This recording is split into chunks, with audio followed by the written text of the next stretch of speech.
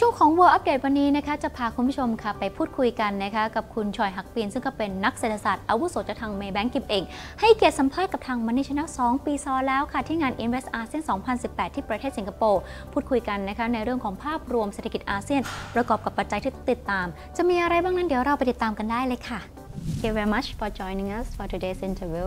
Thank you for inviting me. And this is the second time that we met. Yep. Yeah, last year you already gave us like the outlook of the ASEAN economy last year. Right. And this year, how would you summarize the outlook of the ASEAN economy? Right. So I think last year ASEAN did very well. You know, it was lifted by the global tide in terms of the export recovery. Yep. So I think countries like Thailand, but also Singapore, Malaysia, which are very leveraged on trade, really saw a swing upwards in terms of growth. Right? This year, I think what has happened is that export-led growth has broadened out and spread to the domestic sectors, and so lifted consumer spending. But I think more so investment is our call. You know. Moving to another topic, which is regarding the Trump administration with his policy of American come first. Right. Yeah. So what does it mean to ASEAN economy, and how do you think that it's gonna affect to us as a region? Right. So I guess it's early days, you know, because I guess if the spat between U.S. and China can be resolved and some kind of compromise is reached, and China actually chooses to cut some of tariffs or and open up a bit more, it will be a positive outcome. The danger is that if this bilateral spat escalates, right, if it's clearly going to be a full-blown trade war, and the danger is that other countries are drawn into it, then there could be an impact on global trade and therefore growth in ASEAN as well. I think the key one is probably to look at ASEAN is probably the electronics part, you know, because the US has threatened to include consumer electronics, for example, you know, as part of the tariffs. There's a risk that may hit the global electronic supply chain, which will, you know, Korea, Taiwan, Singapore, Malaysia, maybe therefore even Vietnam may be drawn in, but also to some extent Thailand, you know. So that's a risk there.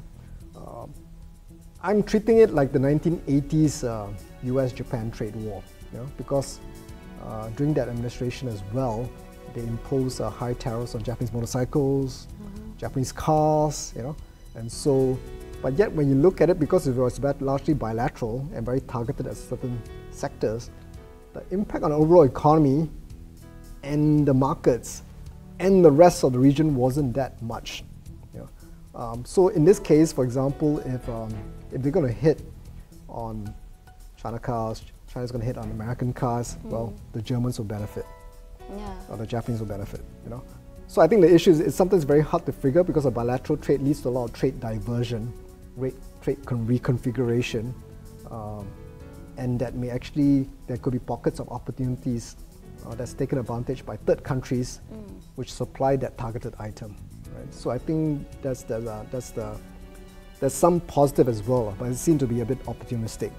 And clearly, if China, if the US has also threatened to hit on the services side, Trump has tweeted about, I'm going to cut down China scientists, China students, you know, China travel, you know, tighten the visa requirements. Well, some of that demand will be diverted towards ASEAN, right, or Asia. Well, if I can't travel to the US, more will come in to visit Thailand, right, and so on, you know, which is already a big growth market. So there's an area that got affected, but then they'll be deflected, yeah.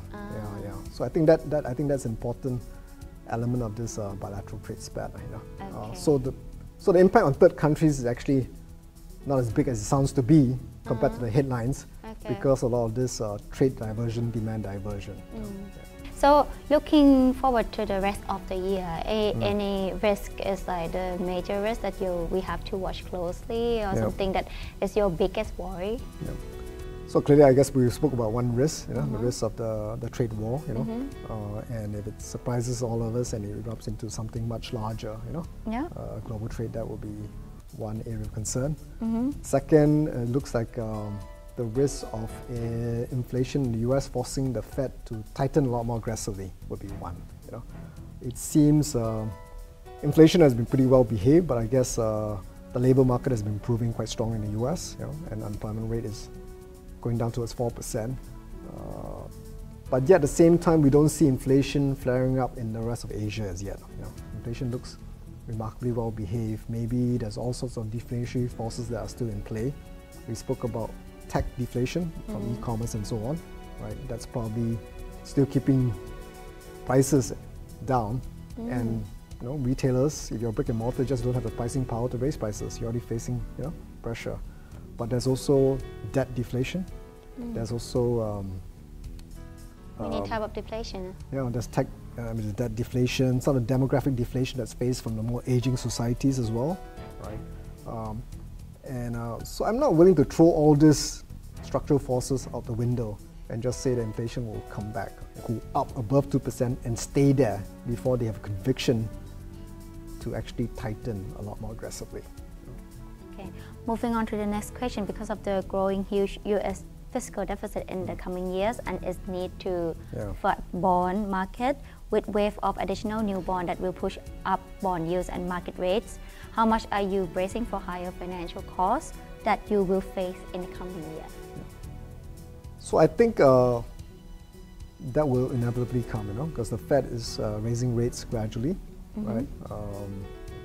We think it's probably 3 rate hikes a year. There'll probably be another 3 next year. So financing costs is definitely coming up from the days of QE and zero rates. So that has to be factored in. But I think we got to put it in perspective that it's still a very slow rate of increase. In the past 3 cycles, when the Fed was hiking, it used to be 6 hikes a year, right? So it's only moving at half the pace now, 3 hikes a year. And this is still more about normalization, right? The real interest rates are still, negative or zero, right? But I think we've got to be prepared for the higher financing costs and so on.